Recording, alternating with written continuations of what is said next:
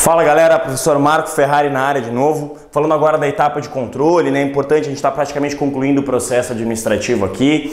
Importante você perceber, controle, a gente fala realmente de avaliar o desempenho, de comparar o desempenho, é a última etapa desse primeiro processo administrativo.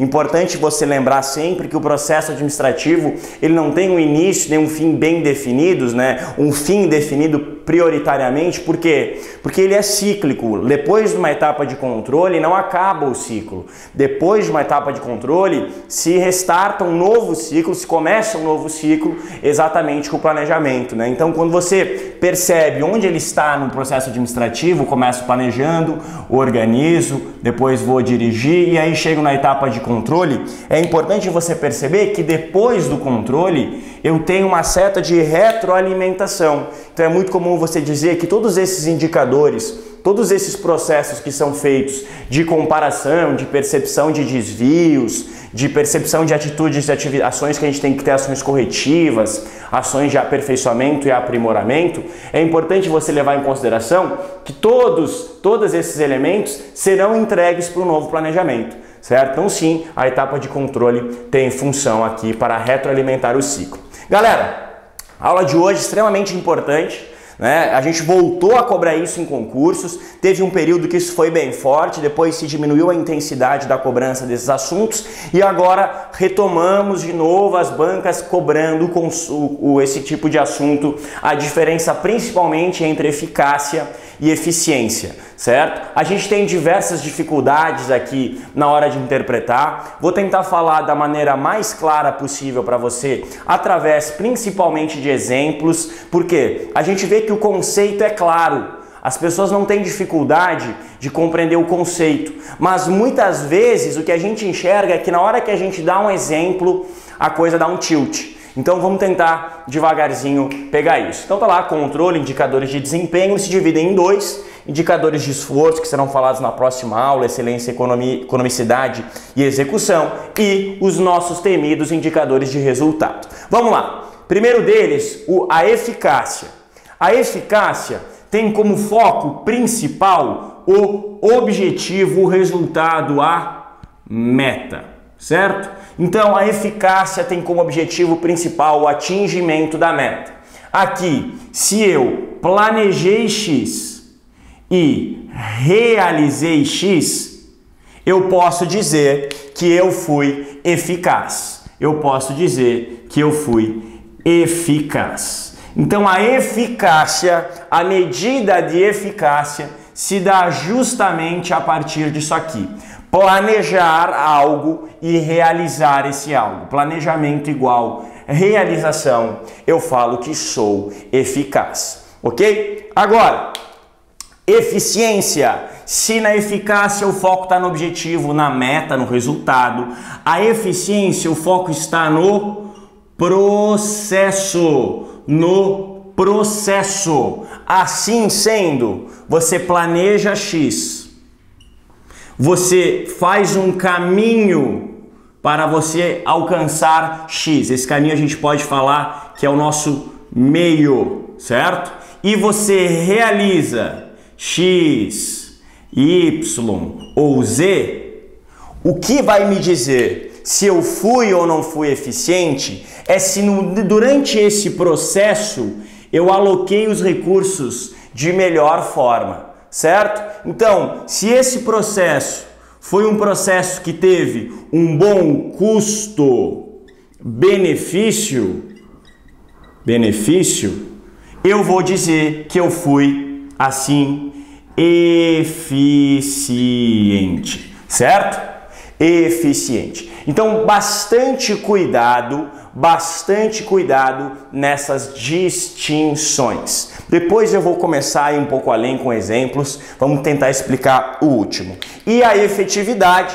E a efetividade é sempre que eu falar em impacto. Ou seja, vamos dar um exemplo de efetividade, vou dar um exemplo geral e a gente vai conseguir sacar tudo que a gente viu até agora. Vamos lá. Vamos supor um processo de vacinação, certo? Processo de vacinação de uma secretaria qualquer. Então, essa secretaria elenca lá no seu planejamento que para que esse processo de vacinação se suceda de maneira positiva, ela tem que fazer 6 atividades, certo? Então, ela planejou que ela quer, a partir desse processo de vacinação, ela planejou vacinar 100 crianças, ok? Foi realizado a vacinação de 100 crianças.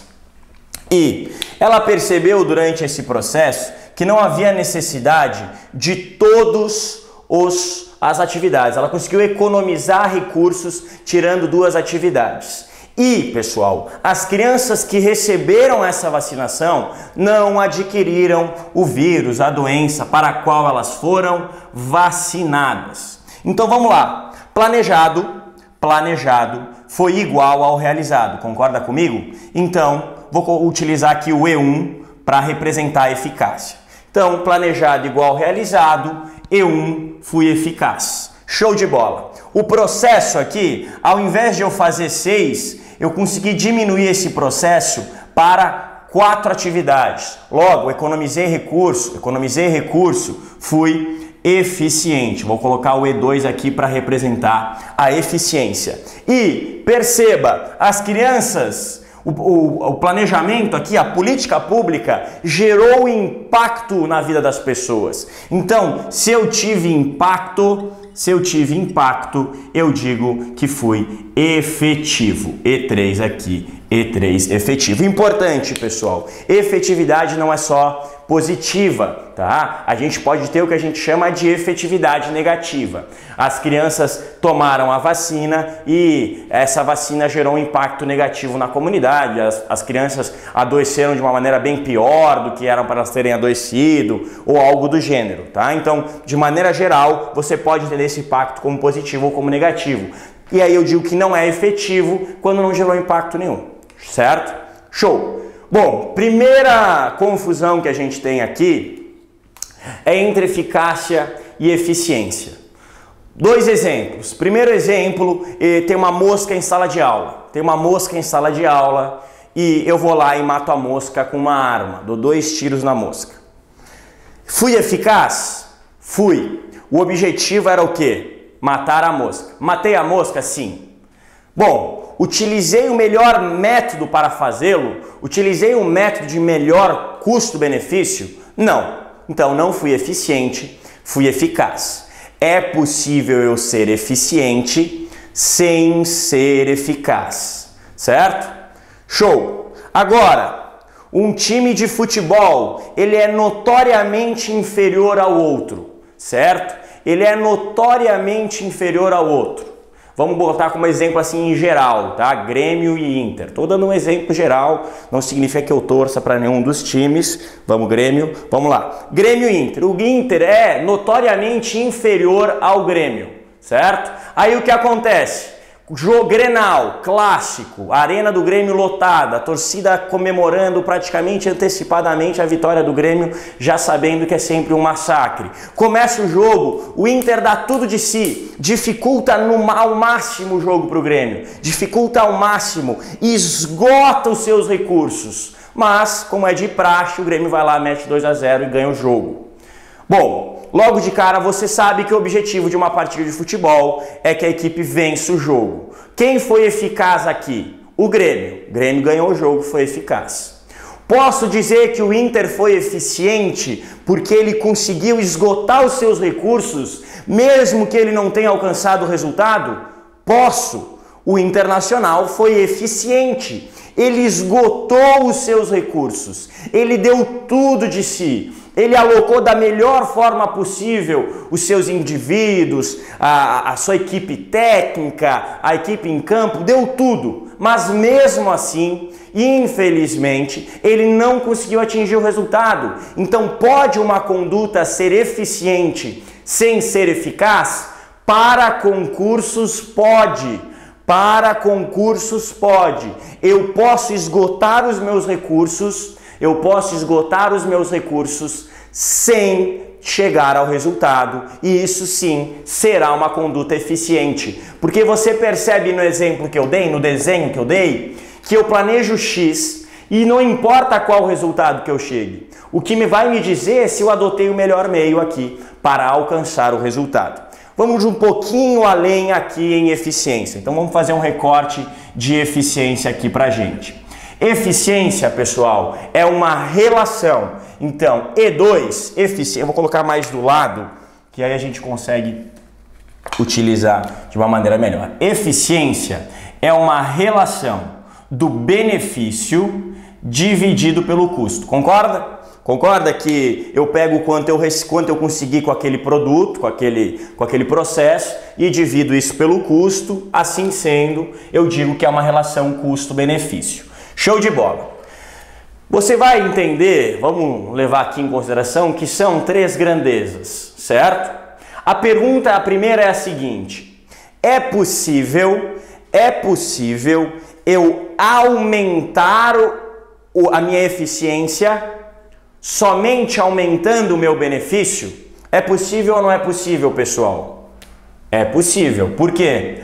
Ao aumentar o benefício e eficiência são grandezas diretamente proporcionais. Aumento de um lado, aumento do outro. Atenção nessa pergunta agora. É possível eu aumentar a minha eficiência sem mexer no benefício? É possível eu aumentar minha eficiência sem mexer no benefício? É possível. Como? Chegando no mesmo resultado, obtendo o mesmo benefício, porém diminuindo o meu custo. Assim eu digo que eficiência e custo são grandezas inversamente proporcionais. Aqui, se eu diminuo, o que acontece com a eficiência? Eu aumento. Certo? Eu aumento. Então, muito cuidado com isso na prova. A gente derruba muito candidato com a seguinte assertiva: eu só tenho aumento de eficiência quando eu consigo atingir um maior benefício. Eu só tenho aumento de eficiência quando eu consigo atingir um maior benefício. Não necessariamente. Eu posso atingir o mesmo benefício, porém diminuir o meu custo.